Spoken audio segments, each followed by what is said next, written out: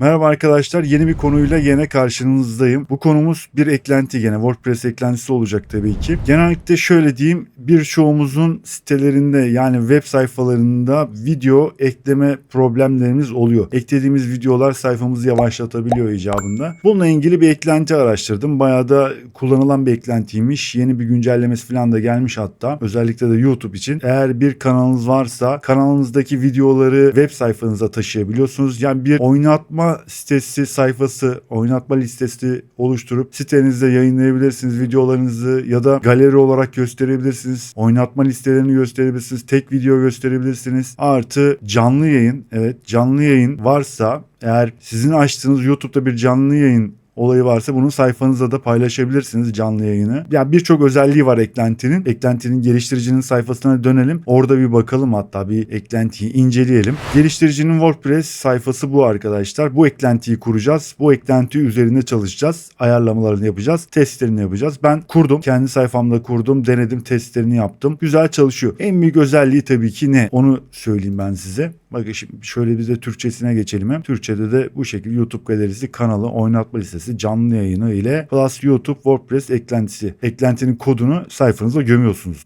Öyle diyeyim. Desteği çok iyi. Birincisi onu söyleyeyim size arkadaşlar. Destek kısmı, geliştirici destek kısmında bayağı başarılı. Videolarını yapmış, hatta takıldığınız yerler varsa buralardan da ulaşabiliyorsunuz. Yani ne yapmanız gerektiğini falan anlatıyor. Biraz fazla detay var. Canınızı sıkabilir ama eklenti üzerine hakimiyet sağlamak istiyorsanız bu videoları seyretmenizi öneririm. Ben bunları tabii işaretledim. Önemli bulduğum kısımları işaretledim. YouTube galerisi, kanal veya oynatma listesi, YouTube canlı yayını ve ilk gösterimi işte. Mesela bir video paylaşıyorsunuz YouTube kanalınızda. Bunun ön gösterimini yapıyorsanız onu da sayfanızda paylaşabiliyorsunuz. Böyle güzel bir şey var. Artı en büyük, bana sorarsanız en büyük özelliği ise eklenti aynı zamanda küçültülmüş CSS ve JavaScript sunarken bir cephe ile yavaş yükleme. İşte bu önemli arkadaşlar aslında. Yani normalde sayfamıza eklediğimiz kodlarda, bunlar JavaScript kodları olsun, sayfanın açılma hızını gerçekten yavaşlatıyor. Bu da bizim için bir problem aslında baktığınız zaman. Burada onu aşmışlar. Testlerini yapmışlar hatta. Testlerde de bayağı başarılı çıkmış. O yüzden de bayağı beğenilen bir eklenti. Artı ben işte benim gözüme takılanlarda Elementor'la Gutenberg blok olarak, widget olarak bu kodları paylaşabiliyorsunuz sayfanızda istediğiniz yerlerde. Bu da güzel. Güzel olmuş o da. Onu da test ettim. Şimdi zaten Maxentmate sayfamıza gireceğiz. Orada göstereceğim size. Artı gizlilik rızası, işte bu, hatta bununla ilgili bir videomuz var biliyorsunuz. GDPR Avrupa için hani onay çerez olayı vardı. İzin olayı vardı. Onunla ilgili mesela eğer sayfanızda zaten varsa, kullanıyorsanız, eğer kullanmıyorsanız da bunu videoyu seyretmeden önce onaylatabiliyorsunuz arkadaşlar. Böyle bir şey var, özelliği var. Bir canlı yayın olayı var. Mesela ben bunu şey olarak düşündüm. Mesela bir haber sitemiz var. Biliyorsunuz haber sitemiz kurmuştuk. Haber sitesi nasıl yapılır diye. Onunla ilgili de videoya, karta koyacağım zaten. Oradan ulaşabilirsiniz. Haber sitesi oluşturmuştuk. Burada mesela şey yapabilirsiniz. Bir haber kanalının canlı yayın, yani 24 saat yayın yapan bir haber kanalının, gerçi işte bu da rızaya bağlı baktığınız zaman, ama burada paylaşabilirsiniz. Haber kanalınızda paylaşabilirsiniz icabında. Yani öyle bir şey olabilir. O da güzel. Başka işte bu sayfaya girin. Geliştiricinin sayfasına girip arkadaşlar yazılanları okuyun. Çok fazla bilgi var aslında. Eklentinin zaten ayarlarına girdiğinizde bir dezavantajı var. Bir tek dezavantajı var. Eklentinin ne yazık ki Türkçe dil dosyası yok arkadaşlar. Yani çeviri yapılabilecek bir data yok. Veri yok. O yüzden de bunun dil dosyasını yapamıyoruz arkadaşlar. Yani var, şöyle diyeyim, 25 satırlık bir şeydi. Yani şimdi eklentiyi gördüğünüz zaman göreceksiniz. Çok fazla metin var. Açıklamışlar yani neyin ne işe yaradığını falan diye. O yüzden de bunları çeviremiyoruz. Online canlı olarak eklentiyi kurarken biz Google Translate'te bunları çevireceğiz, bakacağız. Öyle diyeyim size. Geliştiricinin sayfasını işte söyledik. Bunları açıklama kısmına koyacağım. Eğer size farklı bir bu tarz bir eklenti kullanıyorsanız açıklamalarda, yorumlarda lütfen yazın. Oradan da yardımcı olun bize. Güzel olur. Onları da diğer kullanıcılar onları da test edebilir en azından. Eklentinin son sürümü gene WordPress sürümümüzde uyumlu. 480 küsür kişi 5 yıldız vermiş. Ya bayağı iyi bence. 200 bin üstünde de kurulumu olmuş. Şimdi sayfamda bakın, bu bizim sayfamız biliyorsunuz. Ayrıyetten de forum kısmımız var. Forum kısmında da Türkçe dil dosyaları var. Bunu gene söyleyeyim size bilmeyenler için. Oradan da kurmuş olduğumuz eklentilerin, temaların Türkçe dil dosyalarını yüklüyorum arkadaşlar. Elimden geldiğince çevirmeye çalışıyorum zaten. Şimdi ana sayfamızda şöyle bir şey yaptım. Bakın bunu haber sitesinde yapacağız mesela. NTV kanalının ben canlı yayınını sayfamıza koydum arkadaşlar. Hatta bakalım şimdi şöyle. Çok daha fazlasını hayal yani. Evet. Bakın şu an NTV'nin canlı yayını arkadaşlar bu. Evet. Evet. Yani şöyle yapalım. Biraz kısalım. Yani NTV'nin canlı yayınını bu şekilde yayınlayabiliyorsunuz. Sayfayı yenilediğinizde tekrar ama duruyor. Sürekli oynamıyor. Şöyle bir daha yenileyelim bakalım sayfayı. Şöyle. Yenilensin. Bu şekilde mesela burada ana sayfamızda gözüküyor arkadaşlar. Evet, bir yanlışlık olmasın, tamam. Bunun haricinde ben bir de YouTube'da zaten biliyorsunuz kanalım var. Kanaldaki videolarımı burada sayfama gelenlerin de görebilmesi için, yani YouTube'a girmeyen insanlar arkadaşlar ya da burada bir konuyu okurken onunla ilgili videolar varsa mesela onu paylaşmak mantıklı. Ayrıca böyle bir YouTube, yani merak uyandırıcı bir şey, mesela YouTube ne bu falan derken YouTube sayfasına girdiğinizde böyle bir sayfa oluşturdum. Bakın şu an kanalımdaki olan videoların hepsini burada liste, bakın ızgara şeklinde zaten yapmış. Hepsini gösteriyor arkadaşlar. Buradan mesela videoları, bunlar şöyle bir şey var. Bakın açıklamalarda bu geliştiricinin sayfasında diyor. Bu videolar aslında şu an sayfaya yüklenmiyor. Bu yüzden de sayfa hızlı hareket edebiliyor. Bu çok önemli. Yoksa öteki türlü mesela biz normal YouTube kodunu, paylaşılabilir bir kodu burada paylaştığımızda direkt yükleyecekti ve sayfanın açılmasını yavaşlatacaktı. Bu önemliydi. Şu an mesela yalnızca bastığım zaman, bakın videoya bastığım zaman merhaba arkadaşlar, yeni bir videoyla gene sizlerle bu şekilde mesela doldurma yapıyor. O yüzden güzel. CSS ve JavaScript'i burada bayağı küçültmüşler ve olumlu hale getirmişler. Böyle bir galeri sayfası oluşturabiliyorsunuz. Dediğim gibi mesela videolarınızı, ne olur bir oyun kanalı siteniz varsa icabında mesela, ya da oyun film fragmanları yayınlıyorsanız, mesela YouTube'dan çekiyorsanız bunları, bu videoları falan, ne bileyim aklıma gelen işte oyun olur, film olur, gezi olur, görsel olur falan, yani böyle geziler, seyahatlerle ilgili videolarla ilgili içerikler falan oluşturuyorsanız bunları mesela bu şekilde isterseniz galeri şeklinde, isterseniz oynatma listesi şeklinde ya da işte tekli video şeklinde paylaşabilirsiniz. Öyle diyeyim. Neyse, çok konuştum yine. Bayağı uzadı. Eklentinin kurulumuna geçeceğiz arkadaşlar. Ondan sonra da biz sayfamızda yeniden bir kurulum yapacağız. Haber sayfamızda yapacağız arkadaşlar. Haber sayfamızda burada ben bir sayfa oluşturacağım. Bir de canlı yayın yaparız. Buraya koyarız. Canlı yayın kanalını ekleriz. Burada paylaşırız. Ne yapıyoruz? Uyarımızı yapalım. Ondan sonra da eklentinin kurulumuna geçelim.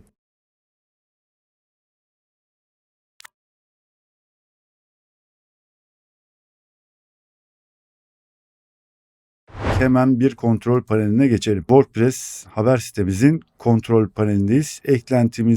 Eklentiler kısmına gelip yeni ekle diyelim. Şunu da kaydedelim, hatta ismini alalım. Şöyle şunu kopyalayalım. Tamam. Burada aratalım.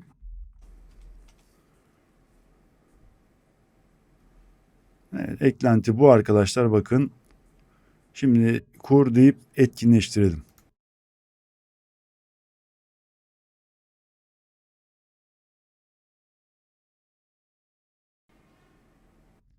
Eklenti kuruldu. Etkinleştirdik. Sol tarafta bakın buraya YouTube Free diye geliyor. Şimdi bu şekilde bir ana sayfa. Bakın videonun başında da söylemiştim arkadaşlar. Bayağı bir yazı var. Yani artık neyin ne işe yaradığını falan anlatmak için bayağı yazmışlar. Bunları ne yazık ki çeviremiyoruz. Biz de ne yapacağız? Bunları kendimiz eklentiyi ayarlarken çevirip bakacağız. Öyle diyeyim size. Şimdi böyle bir sayfa karşıladı. Aslında evet, default, yani varsayılan şekliyle şu an eklenti kuruldu. Bir de şunu da söyleyeyim arkadaşlar. Eklentide şöyle bir şey var arkadaşlar. Bir API lazım. YouTube API. YouTube API'yi nasıl alacaksınız? Onunla ilgili de videoları var. Ben şimdi uzun uzadıya anlatmayacağım bunu. API nasıl alınır? YouTube için API nasıl alınır falan, bunları göstermeyeceğim ama geliştiricinin burada bakın linkine tıkladığınızda size bu şekilde bir destek sağlamışlar. Video olarak gösteriyor. Burada videoda oynatılan kısımda işte adım adım giderseniz bir API alabilirsiniz arkadaşlar. Hem de güncel, yani 2023. Onu söyleyeyim. Ben bir daha tekrarlamak istemiyorum. Çünkü ya da YouTube'da da aratırsanız zaten bununla ilgili bir ton video çıkacaktır. YouTube Data API nasıl alınır diye. O yüzden ben ona hiç girmiyorum. Geldik genel ayarlara. Şöyle bir bakalım şimdi, şöyle. Bir taraftan da hem çevirsin. Şunu şöyle ayarlayalım.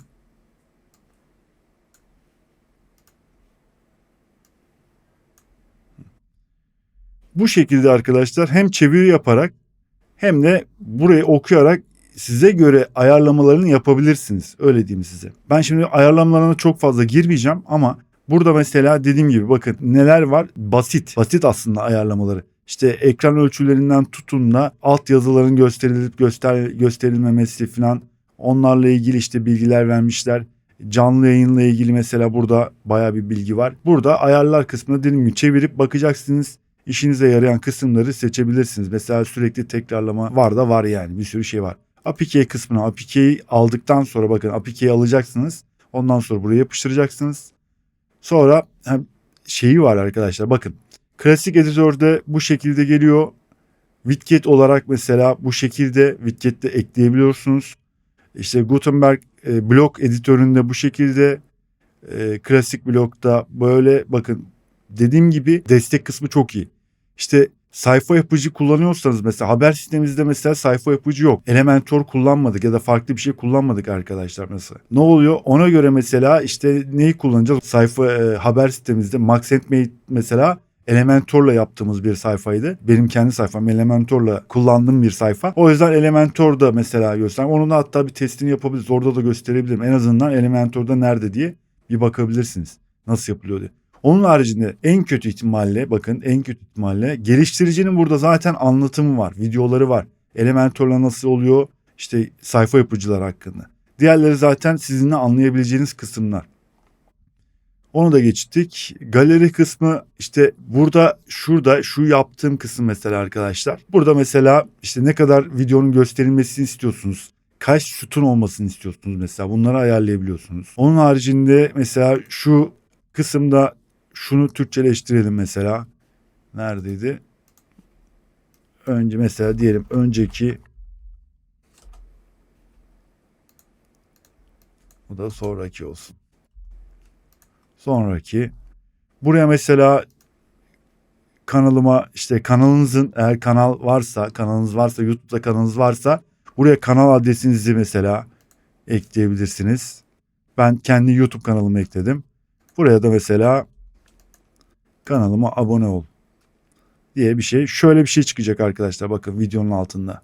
Yani şu kısmın altında, şurada böyle bir şey çıkacak. Yani kanala abone ol diye. Burada işte çeşitli ayarlamaları gene yapabilirsiniz. Bakın. Gördüğünüz gibi. Hemen değişik, bunu da kaydedelim. Okey. Galeri geçtik. Upgrade ücretli sürümü.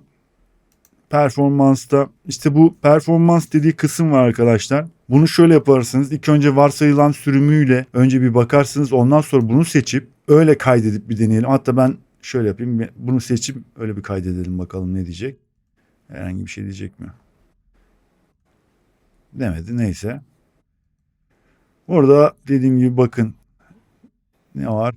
Ajax'la ilgili, Ajax tema bilmem ne falan. İşte bunların hepsini tekrar çevirmek lazım arkadaşlar. Uyumluluk ayarları. On binlerce aktif kullanıcı olduğuna eklendiğimiz her eklentiyle çalışmayabilir. Aşağıda denemek isteyebileceğiniz bazı ayarlar verilmiştir diyor, bakın. Güzel ya, bayağı düşünmüşler. Çerez onayları var arkadaşlar. İsterseniz video başlamadan önce eğer bunu açarsanız bu şekilde, buraya tabii Türkçeleştireceğiz. YouTube'un çerez olayını burada gösteriyorsunuz zaten. Kabul ettiği zaman YouTube o çerezleri topladığı için burada bir yazı belirtiyor. Yazıyorsunuz zaten. Söylüyorsunuz. Mesela şunu hemen Türkçeleştirelim. Bakın. Çevir diyelim. Bu videonu oynatmak için lütfen YouTube çerezlerini kabul edin. Demiş mesela. Yani yapıştıralım. Çerezi kabul edin. Şunu da kalın olsun. Tamam. İşte YouTube'la ilgili çerez politikası. Onu da çevirelim.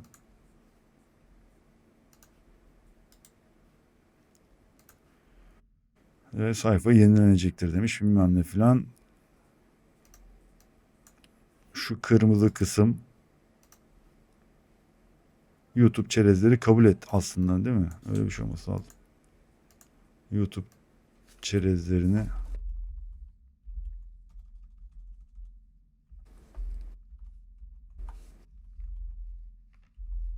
kabul et demişiz. Şunu açalım. Tamam. Başka bir şey kaydedelim. Okey. Burada manuel olarak mesela hangi kodu kullanacaksınız? Mesela bu zaten short kod bu. Bunun içerisinde zaten oynatıcıyla ilgili, linkle ilgili filan bu kodun arasına geliyor arkadaşlar. Öyle diyeyim size. Manuel ama ona hiç gerek kalmayacak. Bakın şurada örnek olarak. Burada mesela işte yükseklik, işte genişliğin ne kadar video oynatıcının bununla ilgili mesela örnek olarak vermiş. Buradaki kodlara göre bakın bir sürü şey yapabiliyorsunuz. Özelleştirebiliyorsunuz açıkçası öyle diyeyim. Onun haricinde ne var? Support, destek kısmı var. Buradan geliştiricinin sayfasında gene anlatıyor. Yani eklentiyi nasıl kullanacaksınız, nasıl yüklenecek edecek falan hepsini anlatıyor arkadaşlar. Biz şimdi gerekli yapılması gerekenleri yaptık ama dediğim gibi genel olarak daha detaylı incelemeniz için ne yapacaksınız arkadaşlar? Bunları bu şekilde benim yaptığım gibi Google Translate'e çevireceksiniz. İşinize yarayan ya da yaramayan kısımları zaten seçeceksiniz, okeyleyeceksiniz, kaydedeceksiniz. Şimdi biz bunu yükledik ettik.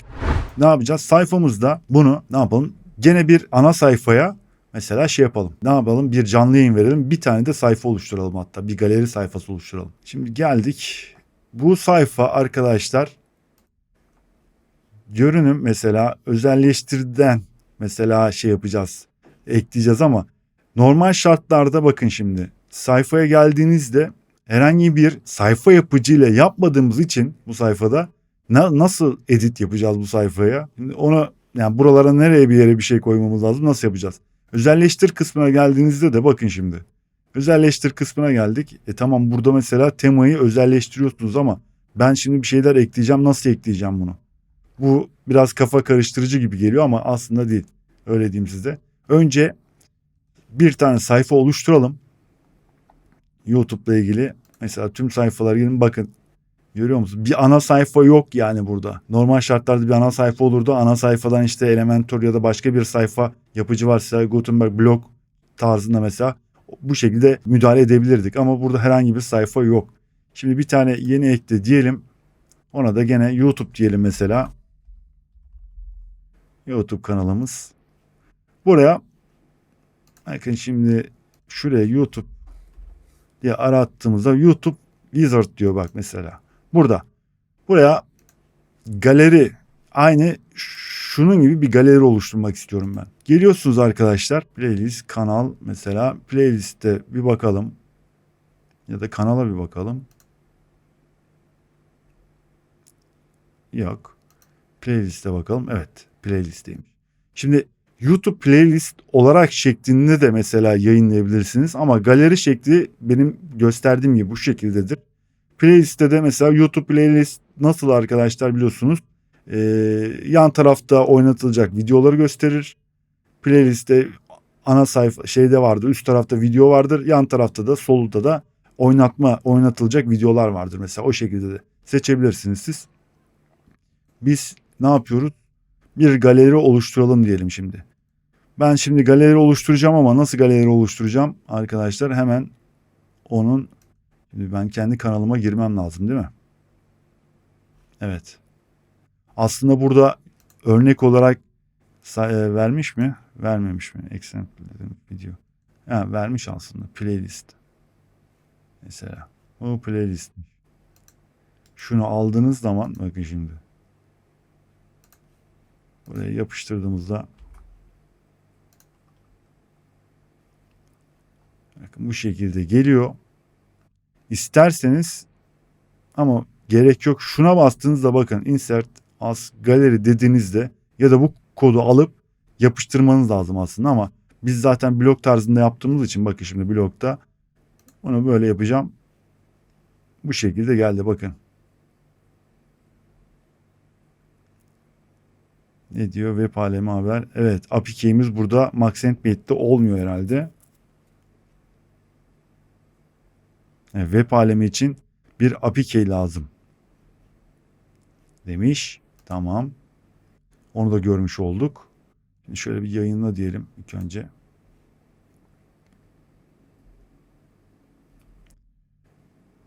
Yayınladı.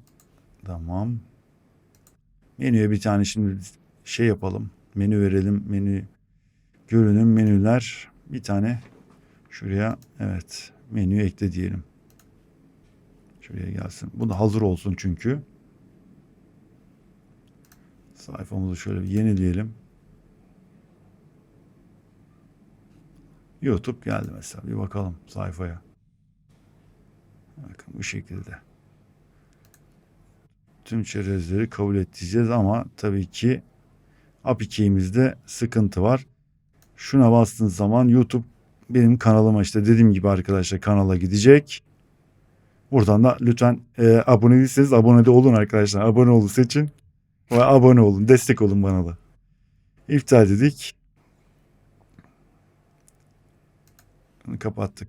Şimdi bir API mecbur şimdi bir API alacağım ben de arkadaşlar. API alayım. Ondan sonra da kaldığımız yerden devam edelim. API'mizi aldık arkadaşlar. Onu hallettim. Hatta sayfada eklentiye de API'yi ekledim. Şimdi video geldi. Bakın videolar örnek bu tabii ki. Şimdi ben kendi kanalımın galeri sayfasını buraya ekleyeceğim. Onu nasıl yapacağım şimdi? Ona bir bakalım arkadaşlar. Sayfalar kısmına geldik gene.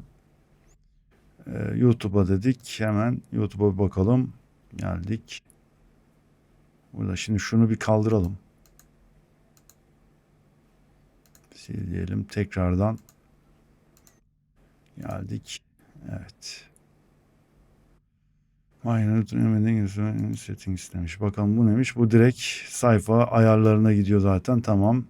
Tek video ya da short video bu şekilde buradan ekleyebiliyorsunuz. Tek video ya da short videolarınızı buradan playlist kısmında dediğim gibi burada mesela ne diyor arkadaşlar? Örnek diyor. Şöyle bir bakalım. Türkçe çevirdim hemen.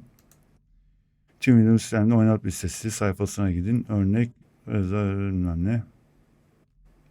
Tamam biz o zaman şöyle kanalımızı bir şu adresi alalım.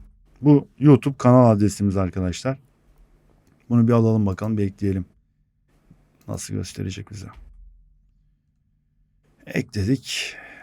Admin panelden relative options demiş. Olmadı.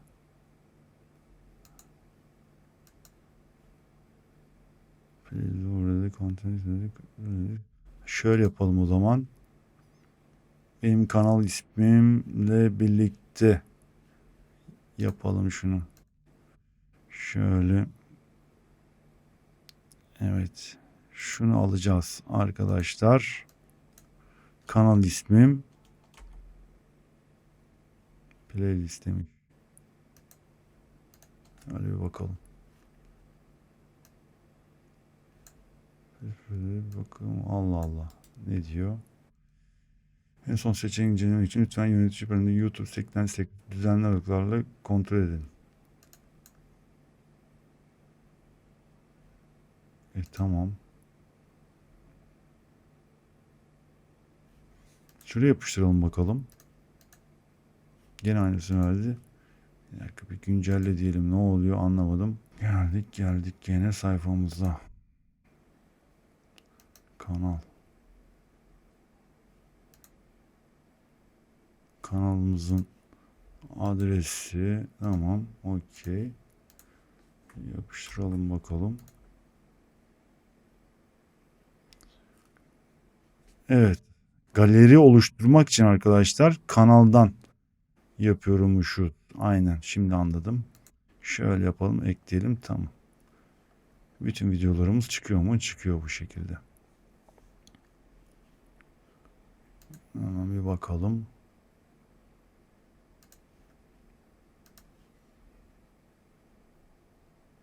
Bu şekilde sayfada çıkarabiliyoruz. Başka ne varmış mesela? Şuraya ekleyelim bakalım.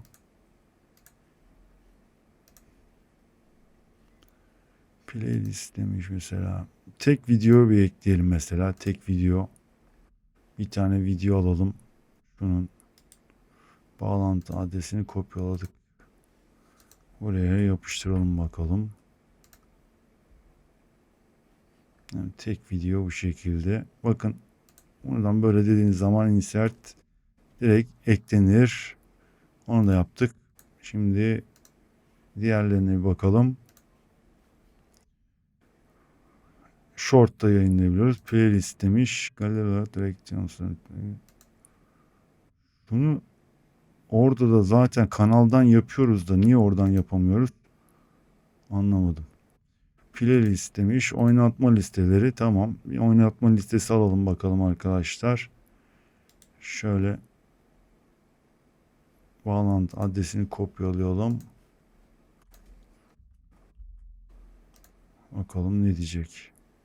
Tamam, oynatma listesi bu şekilde playlist olarak, tamam, playlist olarak alsın bakalım. Güncelleyelim bakalım.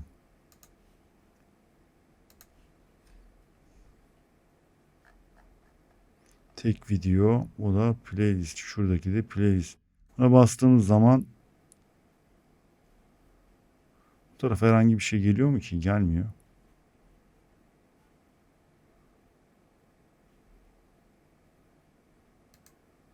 Ha, burada bu şekilde bu tarafta açılıyor. Ha, bunu mesela ölçüsünü biraz büyütebiliriz. Büyütebiliriz. Şu şekilde olabilir mesela. Tam onu da görmüş olduk. Başka bakalım. Dedik. Galeri şeklinde. Mesela nasıl oluyormuş bir bakalım. Tamam, gene aynı şekildeymiş. Yaptık. Bu sefer de kanal oynatma listesindeki videoları, sırf oynatma listesindeki videoları arkadaşlar bu şekilde gene galeri şeklinde, yani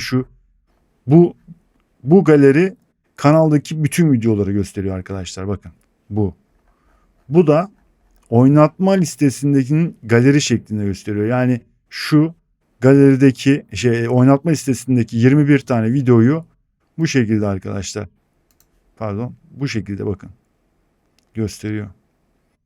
Tamam, onu da öğrendik. Başka ne var? Canlı yayın vardı değil mi bir de? Onu da öğrendik. Tamam. Live stream or premiere. Tamam. Live stream. Bunda da arkadaşlar şimdi biz canlı bağlantımız yok. Şöyle yapalım. Çevir diyelim, ne diyor? Bir kanaldan gelecek bir sonraki canlı akışı otomatik olarak görüntü. Şöyle bir şey. Mesela siz canlı yayın yapacağınız, eğer kanalınızda, kendi YouTube kanalınızda canlı yayın yapacağınızı bildirirseniz onu otomatikman buluyor. Canlı yayın kanalını buluyor. Linkini buluyor. Orada gösteriyor. Öyle gösteriyor anladığım kadarıyla. Ya da işte önceden gösterim yaptıysanız, hani tanıtım amaçlı bir şey hani yayınlanıyor ya, onun gösterimini yapıyor icabında. Tamam, bakalım tamam. Tabii bizim şimdi şöyle öyle bir imkanımız yok. Onu yapacak bir şey yok. Şurada örnek olarak demiş. Mesela şunu bir alalım. Bakalım bir nasıl bir şeymiş.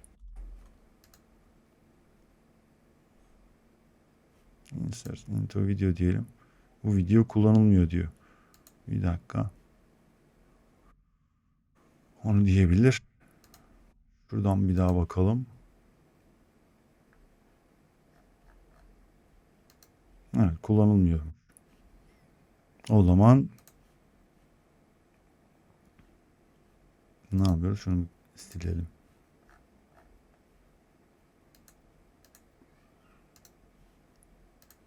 Ya, halihazırda bir tane canlı yayın yapan yerden de alabiliriz aslında. Burada da mesela şunu bir deneyelim bakalım. Örnek olarak vermiş ya arkadaşlar, onları deniyorum, linkleri. Bu mesela şu an canlı yayın yapıyor muymuş? Yapıyormuş herhalde. Hemen bir deneyelim. Keşfi silelim.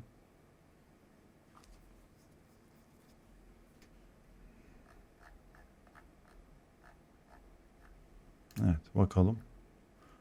Bu video işlemi daha sonra tekrar kontrol edin demiş.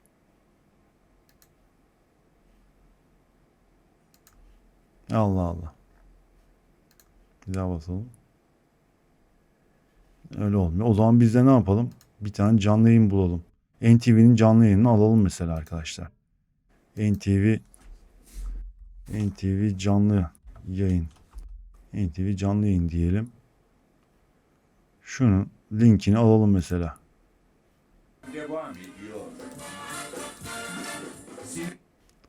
Onun canlı yayınını bir alalım. Ha, olmuyorsa olmuyor. Yapacak bir şey yok. Kapat.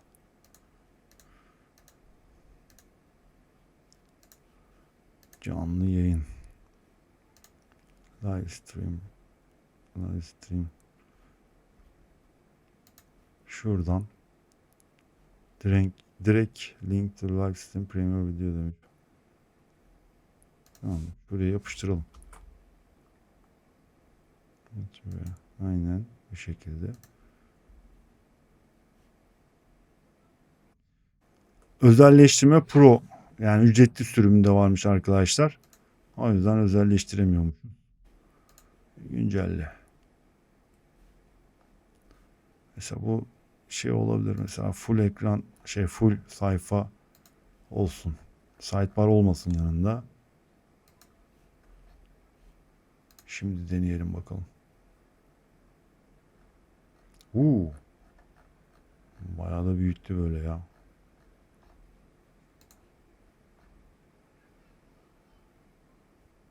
Sidebar olsun. Şunu seçeceğiz. Bu çok geniş oluyormuş ya. Tamam. Yani sonuçta bakın.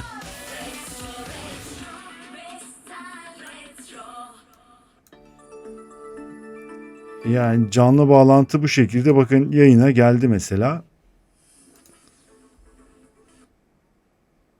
Yani evet bakın böyle ortaladı. Bu şekilde sidebar, yan taraf yok arkadaşlar, işte sağ taraftaki kısım yok. Bu şekilde mesela gösterebilirsiniz. Yani bu dediğim gibi yapacağınız sayfayla alakalı bir şey. Şimdi biz bunu, yani YouTube sayfası diye bir sayfa yaptık, onun içine gösteriyoruz ama biz ana sayfamızda nasıl yapacağız bunu? Onu göstereyim şimdi arkadaşlar. Ana sayfada bir yere yerleştireceğiz şimdi. Nereye yerleştireceğiz? Özelleştir kısmına bir girelim bakalım. Buraya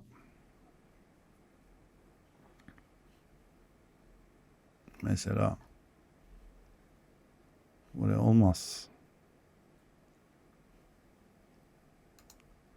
Ya bileşenlerden yapacağız zaten arkadaşlar. Bileşenlerden yapacağız da. Buraya da olmaz zaten. Neymiş? Yok. Öne çıkan. Mesela bakın buraya. Evet, buraya bir tane yapabiliriz. Buraya da şimdi bileşenlerden metin kısmına geldik. Bakın metin bileşenini ekliyorsunuz mesela. Ekledik. Burada zaten dediğim gibi YouTube'un, yani eklentinin bakın şeyi geliyor. Bir butonu geliyor. Buraya mesela bastığınızda direkt olarak burada o seçenekler çıkıyor arkadaşlar. Sayfada yaptığımız seçenekler çıkıyor. Bu güzel olmuş yani. Benim hoşuma gitti. Elementor'da da bu şekilde zaten, o da güzel. Şimdi burada şunu bir ekleyelim mesela. NTV'nin bu muydu? Buymuş. Bunu ekleyelim. Tamam diyelim. Bakın insert dediğimde kodu zaten direkt buraya aldı. Şuraya da başlık NTV canlı yayın diyelim. Tamam. Bunu da hatta şöyle üste alsak ne oluyor? Bakın buraya yerleştirmiş oluruz. Baktığınız zaman tam böyle kalsın icabında, ne bileyim işte. Şimdilik. Yani işin olayı, mantığı şu: text bileşeni. Ama size işte dediğim gibi burada size ne diyeyim, imkan verilen yerlerde yapabiliyorsunuz bunu arkadaşlar, bakın. Biz buraya aldık, neyse burada kalsın. Ya da şuraya da alabilirdik. Bu alt kısma da alabilirdik. Öyle diyeyim. Yayınla diyelim.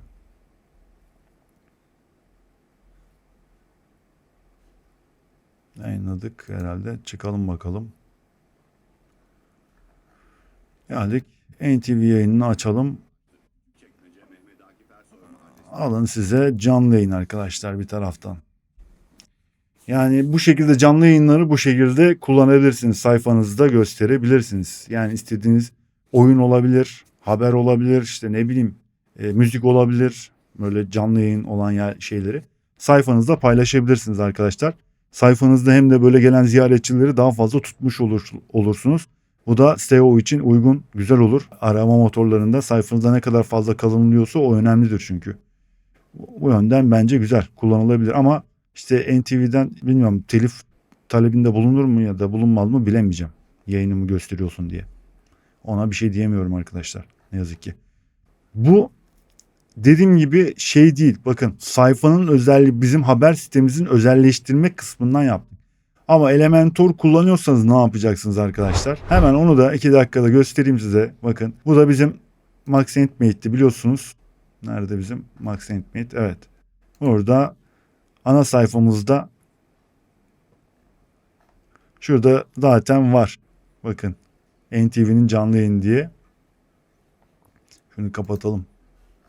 Ses sıkıntı yaratmasın bize. Şimdi Elementor'la bakın yukarıda Elementor ile düzenle diyoruz. Yani canlı yayın kodunu nasıl oraya alırım ben? Onu göstereceğim. Ya da diğer galeri şeklinde olabilir. Fark etmez. Playlist olabilir. Ya da tek video olabilir. Mesela bakın burada direkt aynı şey gibi çıkıyor. Ama ben bir tane şunu sileceğim mesela. Bakın sileceğim. Sildim. Şimdi buraya şu alana benim için uygun. Bu alan benim için uygun. Ne yapıyoruz? Bir tane metin düzenleyici alıyoruz. Şunun üstüne atıyorum. Burada şunu da siliyorum. Sildim. Bakın YouTube gene aynı butona tıklıyorsunuz. Buradan ne almak istiyorsanız ya da neyi paylaşmak istiyorsanız böyle hani tek video olabilir. Yani burada tabii ki yan sütunda ne paylaşacaksınız ki en fazla paylaşacağınız işte hani tek video olabilir ya da işte böyle canlı yayın olabilir icabında. Geliyorum buraya seçiyorum yapıştır diyorum. Ne yaptı? Kodu da direkt eklesin. Eklemiyor musun? O zaman biz de böyle yaparız. Kopyalarız. Alırız. Buraya yapıştırırız. Yayınla diyelim. Bakalım. Yayınladı. Sayfaya bakalım. Bu şekilde. Yayın geldi mi? Geldi arkadaşlar. Ne demir takıldıysa. Dediğim gibi yalnız eklentinin ayarlarını ve geliştiricinin arkadaşlar bakın bu YouTube kanalı geliştiricinin YouTube kanalı bütün hemen hemen anlatmışlar. Eklentiyi nasıl kullanacaksınız, neler yapabilirsiniz, nasıl eklenir, işte özelliklerin falan hepsinin zaten video olarak da anlatmışlar. Ben temel olarak üzerinden geçtim. Yani hızlıca geçtim açıkçası. Anlaşılmayan bir taraf var mı bilemiyorum. Eğer varsa da yorumlar kısmına yazın arkadaşlar. Elimden geldiğince yardım etmeye çalışacağım. Bu şekilde. Başka bir şey yok herhalde. Var mı? Yok. Elementor'da gösterdik. Normal şeyde de gösterdik. Metin blok editörde, Gutenberg blok editöründe de gösterdik. Widget olayında da gösterdik. Tamam. Herhalde bu kadar. Eklenti güzel. Neden güzel? Dediğim gibi hızlı. Sayfada çünkü sizi yormuyor. Yani JavaScript ve CSS kodları yormuyor sayfayı. Daha çabuk dolduruyor.